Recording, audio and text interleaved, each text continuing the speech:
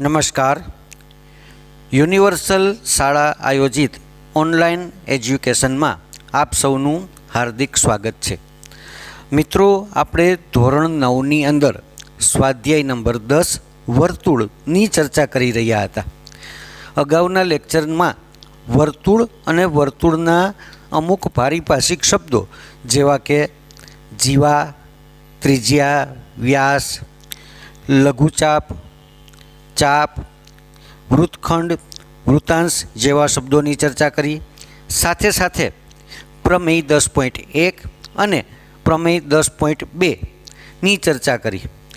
આજે આપણે શરૂ જે કરવાના છીએ એ છે પ્રમેય 10.3, પ્રમેય 10.4 અને વર્તુળના અન્ય કેટલાક પારિભાષિક શબ્દો.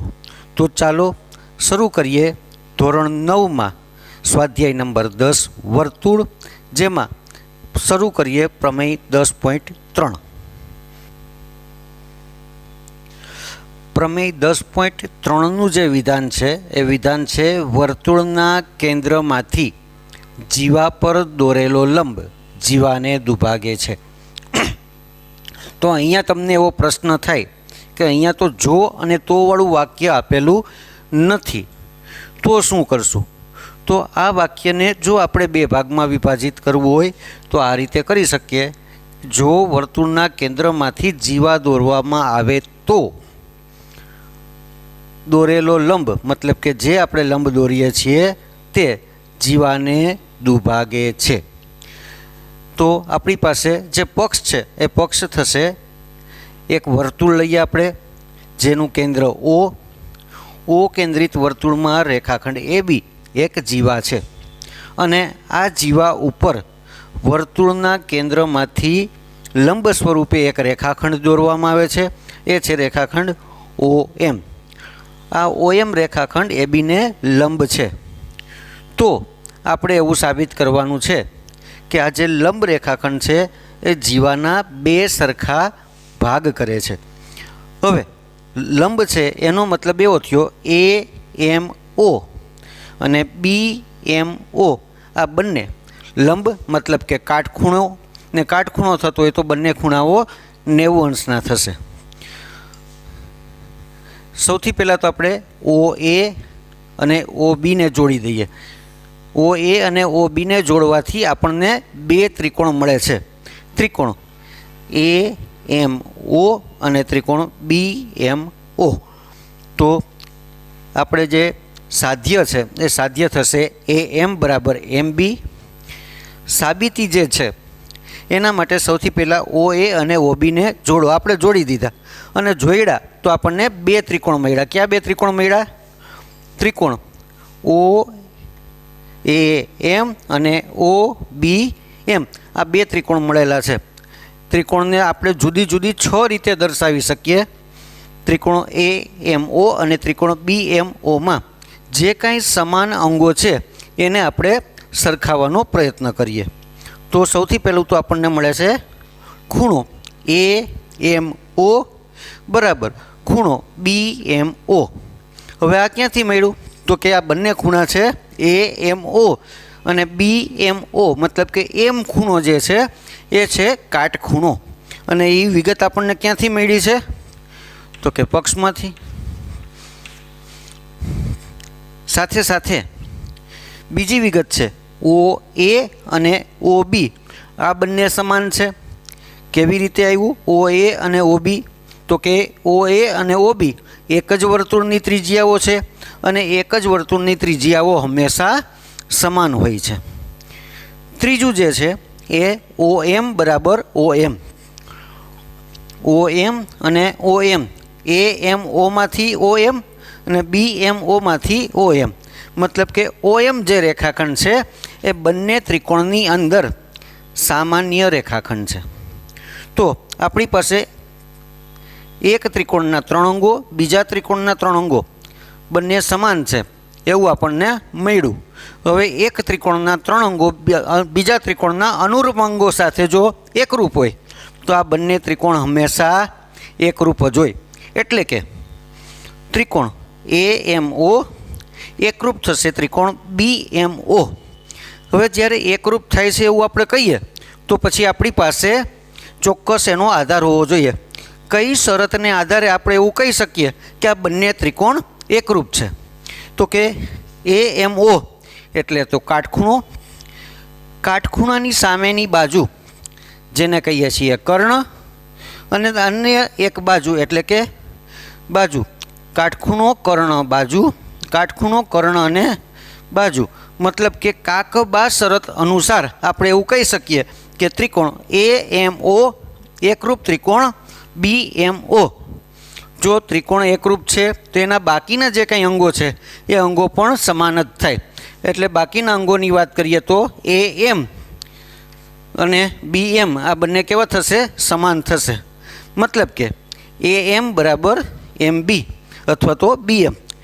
તો વર્તુળના કેન્દ્રમાંથી જે લંબ રેખાખંડ દોર્યો, આ લંબ રેખાખંડે જીવાના બે સમાન ભાગ ઘેરા.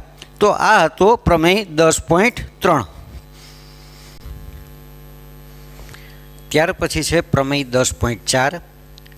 પ્રમેય 10.4નું વિધાન છે વર્તુળના કેન્દ્રમાંથી પસાર થતી રેખા જીવાને દુભાગે તો તે રેખા જીવાને લંબ છે. 10.3નું વિધાન હતું જો જીવાને લંબ હોય તો જીવાને દુભાગે છે, અને અહીંયા આપેલું છે જીવાને દુભાગે તો તે રેખા જીવાને લંબ છે.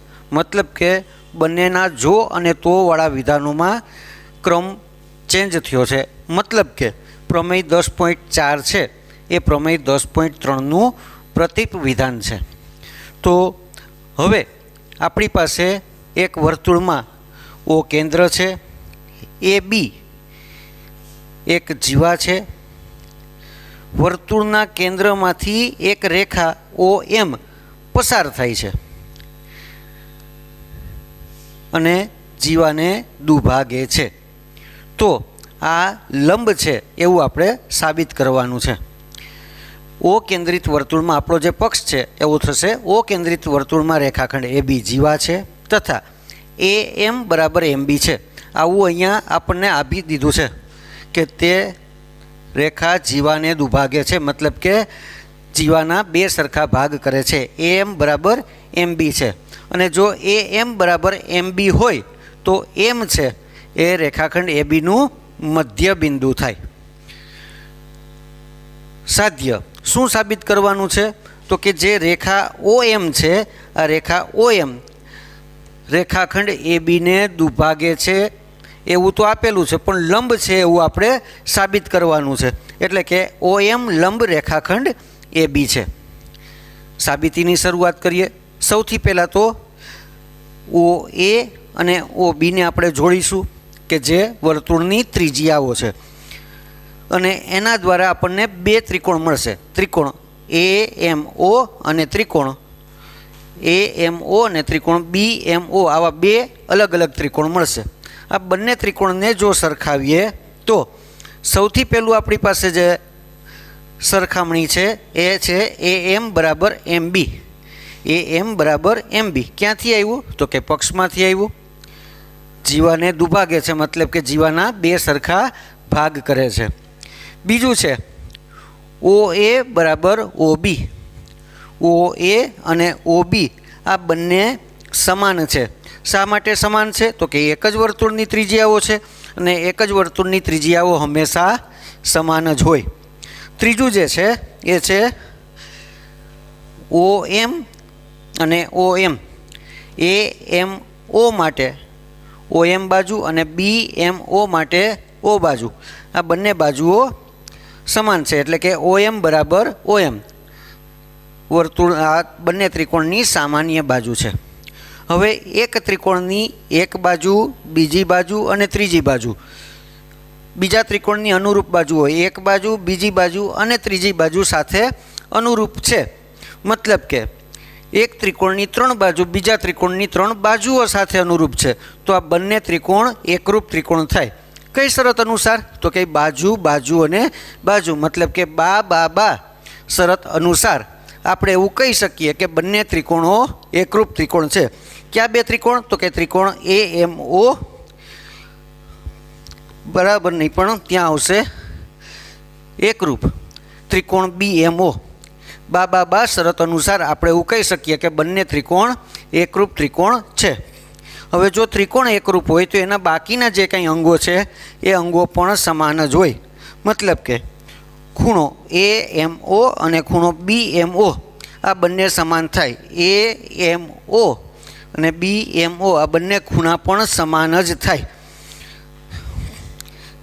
એ કેવી રીતે કહી શકીએ તો કે અનુરૂપ ત્રિકોણના એકરૂપ ત્રિકોણના અનુરૂપ અંગો ટૂંકમાં CPCT દ્વારા આપણે એવું કહી શકીએ કે આ બંને ખૂણા AMO અને BMO એકરૂપ થાય છે। હવે AMO બરાબર BMO હોવાથી આ બંને ખૂણા બરાબર છે। સાથે સાથે એક જ જીવા ઉપર આવેલા બે ખૂણાઓ છે।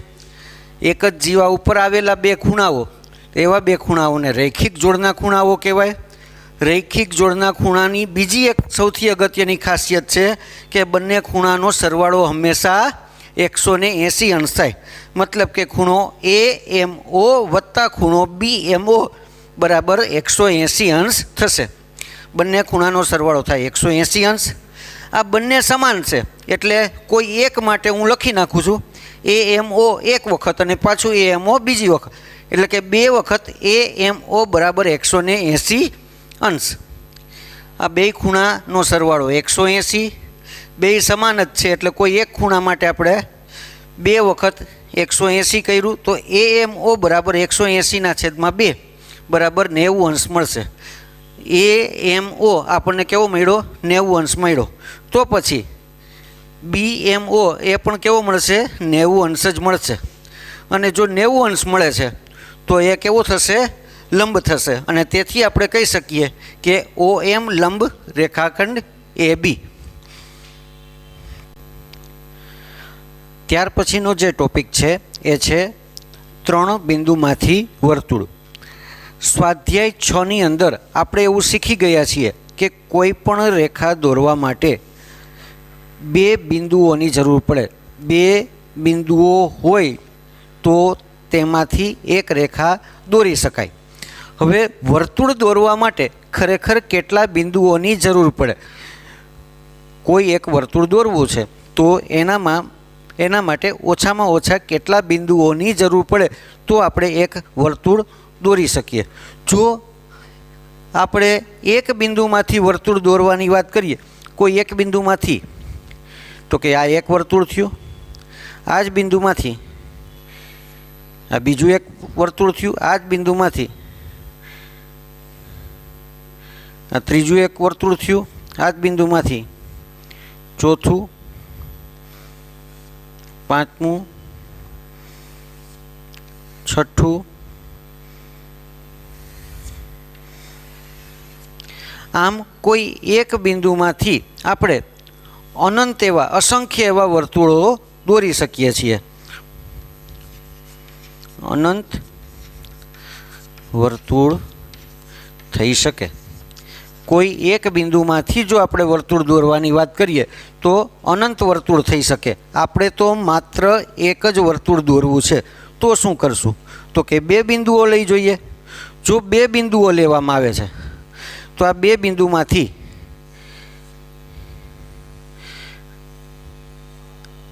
આ એક વર્તુળ, આ જ બિંદુમાંથી આપણે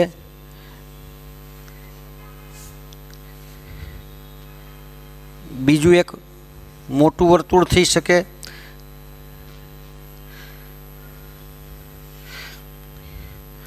જુદા જુદા કોઈ એક ત્રિજ્યા અથવા તો એક જીવા લઈ અને આપણે વર્તુળ દોરવાનો પ્રયત્ન કરીએ તો એવા ઘણા બધા વર્તુળો થઈ શકે।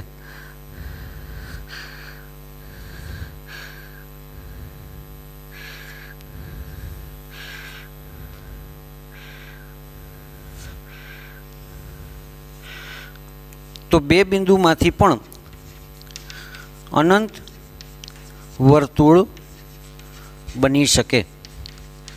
પરંતુ જો 3 અસમરેખ બિંદુઓ લેવામાં આવે છે, 3 અસમરેખ બિંદુઓ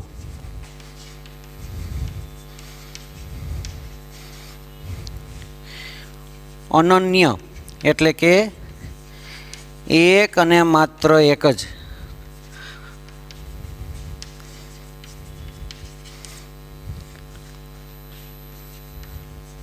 વર્તુળ બને.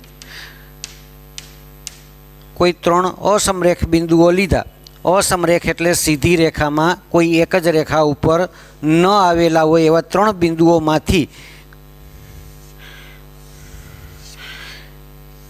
માત્ર એક જ વર્તુળ બની શકે. તો 3 બિંદુમાંથી વર્તુળ બનાવવા માટે આપણી પાસે કેટલા જોઈએ બિંદુઓ? 3 બિંદુમાંથી એક વર્તુળ બની શકે. એટલે એક વર્તુળ બનાવવા માટે ઓછામાં ઓછા આપણે કેટલા બિંદુઓની જરૂર પડે? 3 બિંદુઓની જરૂર પડે. જે રીતે આપણે હમણાં વાત કરી કે કોઈ પણ વર્તુળને દોરવા માટે ઓછામાં ઓછા 3 બિંદુઓ, 3 અસમરેખ બિંદુઓની જરૂર પડે છે. તો આ જ આપણું પ્રમેય 10.5નું વિધાન છે. આપેલા 3 અસમરેખ બિંદુમાંથી એક અને માત્ર એક જ વર્તુળ દોરી શકાય છે. આને આપણે સાબિતી વિના સ્વીકારી લઈશું કે કોઈ પણ વર્તુળને 3 અસમરેખ બિંદુમાંથી જ્યારે દોરીએ છીએ ત્યારે એક અને માત્ર એક જ વર્તુળ દોરી શકાય. આ વસ્તુને આપણે સાબિતી વિના સ્વીકારી લઈશું, પણ અહીંયા આપણે એક પ્રેક્ટિકલ દ્વારા એને સમજવાનો પ્રયત્ન કરીએ. એક વર્તુળ છે કે જેનું કેન્દ્ર છે O. આ વર્તુળ ઉપર 2 રેખાખંડ લીધેલા છે, રેખાખંડ AB અને રેખાખંડ BC. રેખાખંડ AB અને રેખાખંડ BC આ બંને રેખાખંડ સમાંતર નથી એવું એક ખાસ ધ્યાન રાખજો. અત્યારે રેખાખંડ AB અને રેખાખંડ BC સમાંતર નથી એવા 2 રેખાખંડો દોરેલા છે. હવે કરીએ આપણે રેખાખંડ ABનો દ્વિભાજક. 2 સરખા ભાગ પાડવાના છે. તો જ્યારે રેખાખંડ ABનો દ્વિભાજક દોરવાનું હોય ત્યારે પરિકરના આપણે જે માપ લઈએ એ માપ રેખાખંડ ABના અડધા કરતાં વધારે માપ લેવાનું છે અને ત્યારબાદ રેખાખંડ ABનું અડધા કરતાં વધારે માપ લઈએ અને એક ઉપર અને એક નીચેની તરફ ચાપ મારીએ. સાથે સાથે બીને આપણે રાખીએ અને આપણે ઉપર અને નીચે તરફ ચાપ મારીએ. તો આ બંને ચાપ જ્યાં છેદે છે ત્યાં ક્રમશઃ હું XY નામ આપું છું. તો આપણી પાસે એક રેખાખંડ થશે, રેખા થશે, રેખા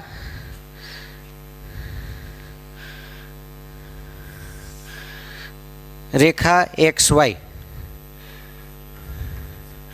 રેખા XY બની.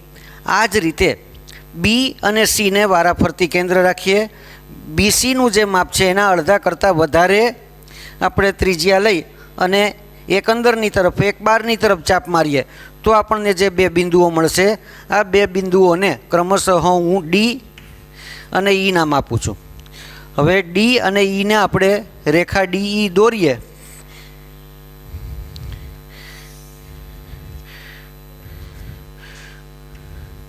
તો આપણને મળશે વર્તુળનું કેન્દ્ર O. આ બંને રેખાઓ જે જગ્યાએ છેદે છે એ છેદ બિંદુને કહેવાય વર્તુળનું કેન્દ્ર. હવે આ વર્તુળનું કેન્દ્ર મળ્યું તો પછી આપણે એવું કહી શકીએ કે બિંદુ A, બિંદુ B અને બિંદુ C એક જ વર્તુળ ઉપર આવેલા બિંદુઓ છે. તો A, B અને C 3 અસમરેખ બિંદુઓ એક જ રેખા ઉપર નથી એવા 3 બિંદુઓમાંથી આપણે એક વર્તુળની રચના કરી શકીએ. આને આધારે આપણે 3 મહત્ત્વના શબ્દોની ચર્ચા કરવાની છે: પરિવૃત્ત, પરિકેન્દ્ર અને પરિત્રિજ્યા.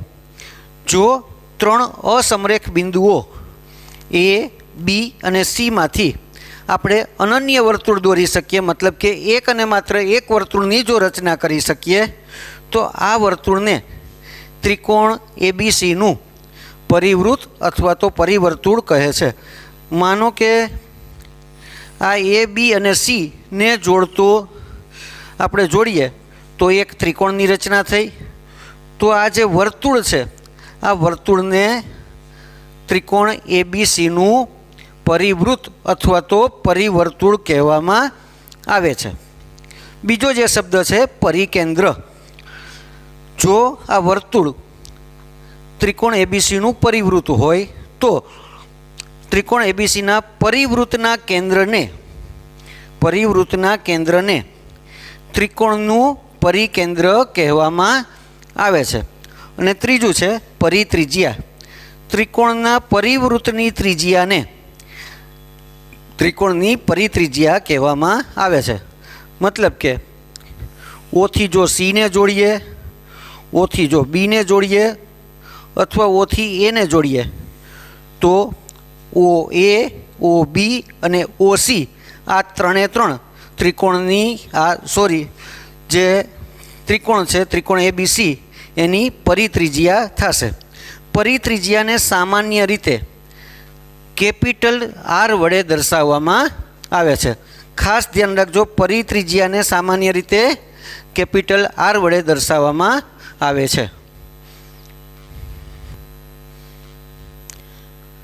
પરિવૃત્ત, પરિકેન્દ્ર અને પરિત્રિજ્યા જે ત્રણ આપણે વ્યાખ્યાઓની વાત કરી, આ વ્યાખ્યાઓને આપણે જો આકૃતિમાં દર્શાવવા હોય તો આપેલ આકૃતિમાં ઓ જે છે એ છે વર્તુળનું પરિકેન્દ્ર, ઓ થશે વર્તુળનું પરિકેન્દ્ર. જે વર્તુળ આપણને મળે છે ત્રિકોણ એબીસી ને ફરતે ત્રિકોણ એબીસીના શિરોબિંદુઓનો સમાવેશ કરી અને જે વર્તુળ મળે છે એ વર્તુળને આપણે કહીશું પરિવૃત્ત અથવા તો પરિવર્તુળ. અને ઓ સી, ઓ બી અને ઓ એ આ જે થશે એને કહીશું ઓ બી એ ત્રિકોણ એબીસીની પરિત્રિજ્યા છે. તો આ રીતે આપણે ત્રણ અસમરેખ બિંદુઓ દ્વારા વર્તુળની રચના કરી. ત્રણ અસમરેખ બિંદુઓ દ્વારા એક અને માત્ર એક મતલબ કે અનન્ય એવું વર્તુળ આપણે દોરી શકીએ છીએ. એને આધારે આપણે ત્રણ મહત્ત્વના બીજા શબ્દોની ચર્ચા કરી: પરિવૃત્ત, પરિકેન્દ્ર અને પરિત્રિજ્યા. આ શબ્દો અને એને આધારિત દાખલાઓ અથવા તો પ્રશ્નોનું ધોરણ 10ની અંદર વિસ્તૃત ચર્ચા થવાની છે. મતલબ કે ખાસ અગત્યના શબ્દો છે એને આપણે ધ્યાનમાં રાખીશું. આજે આપણે જે મિત્રો ચર્ચા કરી એ સ્વાધ્યાય આપણે પ્રમેય 10.3, પ્રમેય 10.4 અને ત્રણ અસમરેખ બિંદુમાંથી એક અને માત્ર એક એવું અનન્ય વર્તુળ દોરી શકાય એની ચર્ચા કરી. ખાસ ધ્યાન રાખવાનું છે, પ્રમેય છે એ ટૂંકા નાના એવા પ્રમેયો છે, બહુ અઘરા નથી કે સહેલાઈથી આપણે કરી શકીએ એવું છે. તો આ પ્રમેયની પ્રેક્ટિસ ખાસ કરજો. પરીક્ષામાં એકદમ સ્કોરિંગ જો આપણે પ્રશ્ન કહી શકીએ તો આવો પ્રમેય હોય 5, 7, 8, 10 લીટીની અંદર આપણને ઘણું બધું ફટાફટ ઘણા બધા માર્કને આપણે સ્કોર કરી શકીએ. તો ખાસ એની પ્રેક્ટિસ કરવાની છે. નેક્સ્ટ લેક્ચરની અંદર હવે આપણે સ્વાધ્યાય 10.3 કરીશું. સાથે સાથે વર્તુળની બીજી જે કંઈ પ્રમેયો છે આ પ્રમેયના વિધાનોની આપણે આવતીકાલે ચર્ચા કરવાના છીએ. તો ત્યાં સુધી સરસ મજાની તૈયારી કરતા રહો. તમારો આભાર. નમસ્કાર.